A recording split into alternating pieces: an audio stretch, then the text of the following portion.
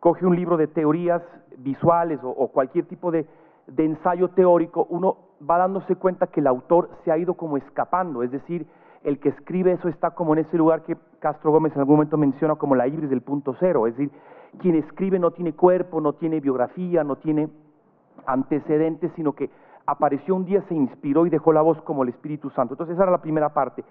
En la segunda, contarles un poco cómo he estado pensando y abordando desde una perspectiva de colonial la fotografía, las tensiones que estoy encontrando e indagando y desde las que me gustaría hablar. Y en la tercera parte es una propuesta que hice a través de unos ensayos en el ciclo doctoral, que es un texto que fue trabajado en diálogo con Walter Miñolo y Ramón Grossfogel, dos profesores con los que estoy de alguna manera adelantando algunas conversaciones y que me interesaría ir planteando porque utilizo la metodología del quipus, de ese aparato andino que se inventaran en la época precolombina, para tratar de hacer una lectura metodológica. Entonces, esas serían como las tres partes para que luego hagamos algunas preguntas. Yo tengo un problema personal con las presentaciones por el tema de las políticas de nombrar y de clasificar. Es decir, cuando a uno le preguntan, bueno, ¿y tú quién eres? ¿Y de dónde eres? Eso a mí ya me pone una cosa bien incómoda porque tengo primero un problema geográfico que es bien complejo. Yo crecí en Austria, pero mi mamá, que era colombiana, quiso que naciera en Colombia, entonces nací en Colombia, viví 6 semanas, que era lo que el pediatra recomendaba, en Colombia, luego fui a vivir a Austria, crecí en Austria, luego viví en Ecuador muchos años, luego viví en Alemania, y entonces cuando me preguntan por el lugar, tengo como un primer problema, porque al nombrar la nacionalidad, estoy nombrando ese estado-nación que de alguna manera nos atraviesa. Hace un ratito estábamos en el corredor con Walter, tomando café y hablando, y finalmente una de las ideas que voy a tratar de ir mostrando a lo largo de estas reflexiones visuales es cómo lo de colonial se construye y se va legitimando a partir de esa instancia permanente de los estados-nación. En los últimos 2 años, las naciones latinoamericanas, desde hace 2 y los próximos 2 seguramente, distintos estados latinoamericanos van a estar permanentemente haciendo referencia a esos procesos de independencia, a la emancipación y con ello a los surgimientos de los estados-nación, que son las formas que luego resignifican y van legitimando esa colonialidad de la que va a hablar Aníbal Quijano, y entonces una mirada que voy a tratar de desarrollar es esa. La matriz colonial del poder, y creo que los debates que se han ido propiciando en Latinoamérica en los últimos años han ido posicionando esta idea como la colonialidad del poder va inscribiéndose como una matriz. En este caso, pues, me interesa mirar estas 4 aristas, ¿no? Por un lado, la colonialidad del poder, por otro lado, la colonialidad del ser, la colonialidad del saber y la colonialidad de la naturaleza. Esas son como las 4 categorías, y si uno revisa un poco el grupo de modernidad-colonialidad, Walter está aquí, Santiago Castro Gómez está por ahí en la Javeriana, y los otros, Edgardo Landé, Ramón Grossfogel, Quijano, Catherine Walsh, etcétera, uno va a ver que al interior del grupo modernidad-colonialidad no es un proyecto monolítico, ¿no? Si cuando uno habla con Walter y todo, sabe que tienen unas discusiones muy interesantes y donde cada uno va tratando de mirarlo desde distintos lugares, ¿no? Para Edgardo Lander el tema de la colonialidad de la naturaleza es sin duda alguna muy importante y desde ahí se podrían hacer diálogos hacia todo lo que tiene que ver con la relación hacia la naturaleza, Pachamama, etcétera. A mí me interesa ahorita mirar sobre todo la colonialidad del ser. Yo me muevo en las visualidades a partir de la fotografía, a partir del cine. Mi abuelo era fotógrafo, mi papá era fotógrafo, mi mamá es fotógrafa. Entonces yo crecí entre cámaras, crecí en un ejercicio habitual, familiar, siempre había cámaras, siempre se tomaban fotos. Mi papá murió hace un tiempo, pero dejó un archivo gigantesco. Eso siempre me tuvo como atravesado como una experiencia personal de hacer y mirar fotos.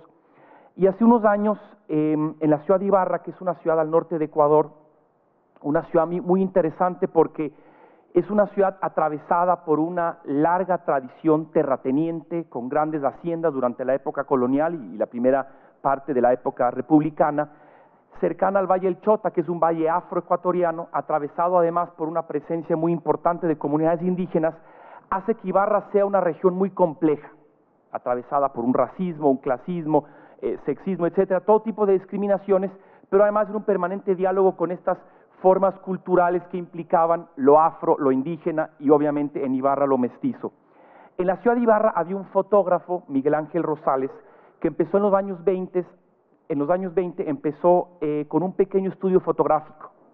y este estudio fotográfico fue retratando a la gente de Ibarra, fue retratando la vida social, y entonces este archivo de aproximadamente 50 años, entre los 20 y principios de los 70, fue rescatado en el año 2006, y yo he ido sacando de ahí fotografías. Entonces, el primer recorte que hago es mirar la fotografía de retrato.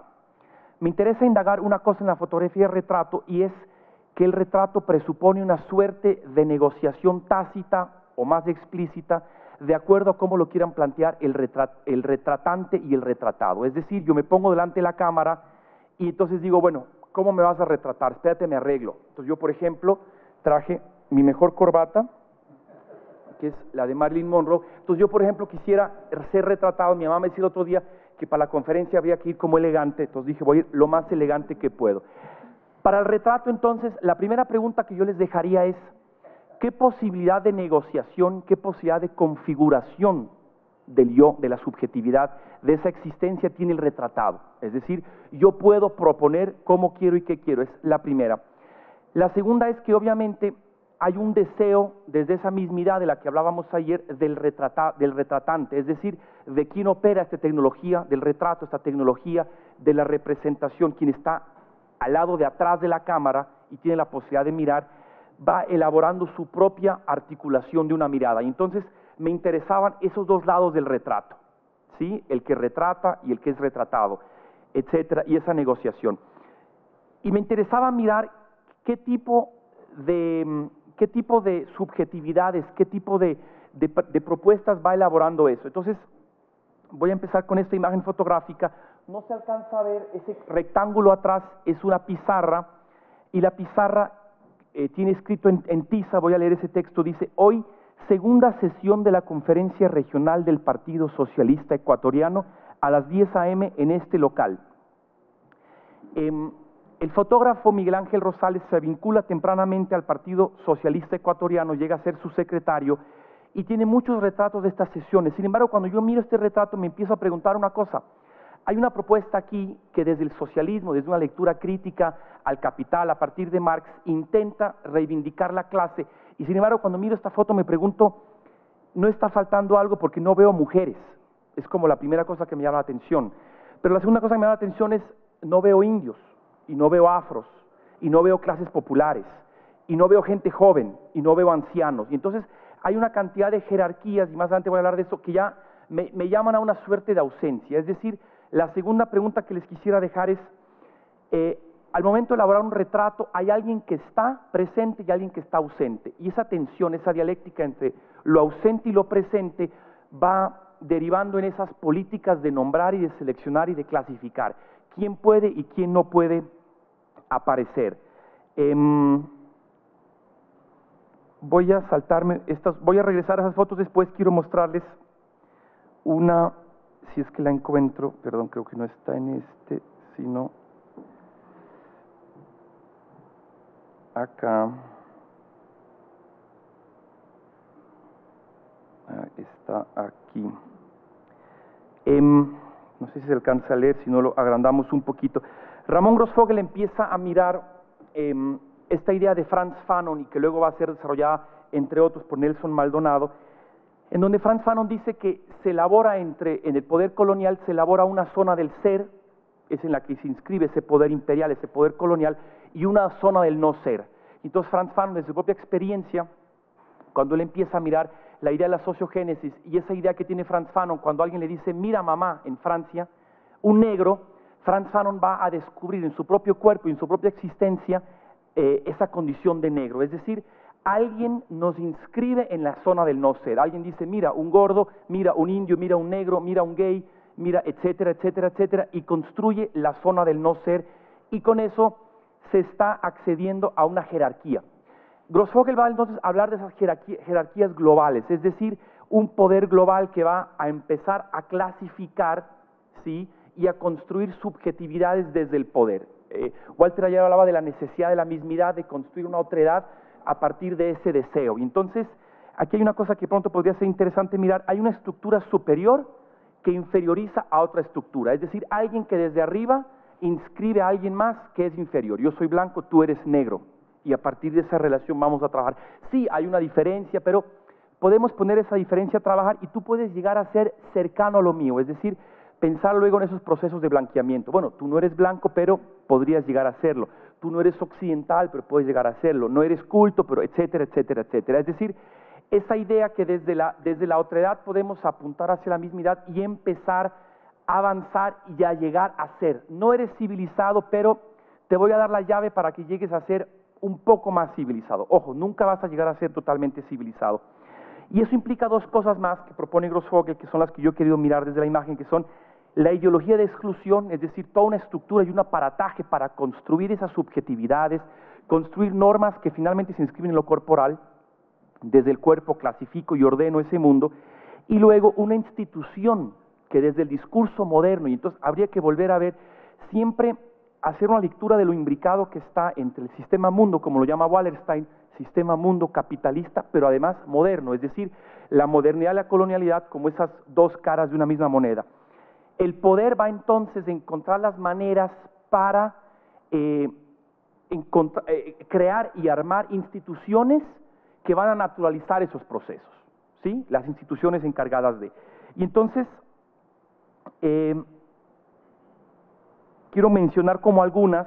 Ramón Grossfogel intentó en un curso que tuvimos con él hacer como una clasificación. A mí me parece interesante dos cosas. La primera, cada vez que intentemos hacer una cartografía de estas clasificaciones de jerarquías excluyentes, la zona del ser y el no ser, nos vamos a quedar cortos por una cuestión que son las experiencias concretas de cada lugar.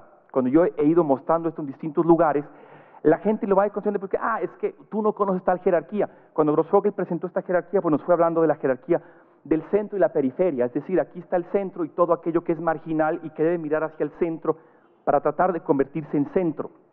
De ahí surge una idea que voy a mostrar más adelante a través de las imágenes, que es la idea de que para yo poder llegar a ser un centro tengo que periferizar a alguien más.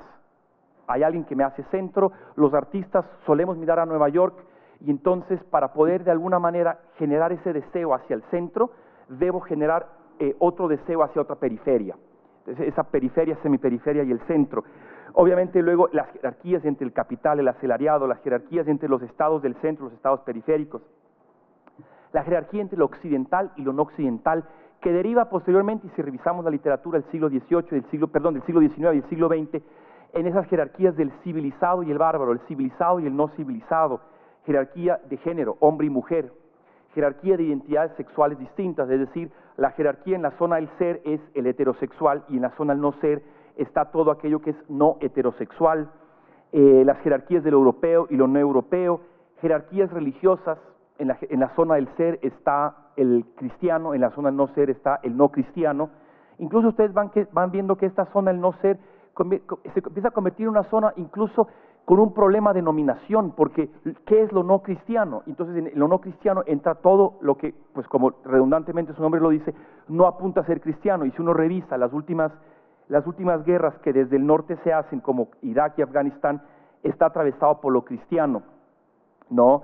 Las jerarquías ciudad-provincia, ¿no? En la ciudad está la zona del ser y todo lo que está fuera de la ciudad es el provinciano, el cholo, bueno, como ustedes quieran irlo viendo, cada región obviamente tendrá su categoría.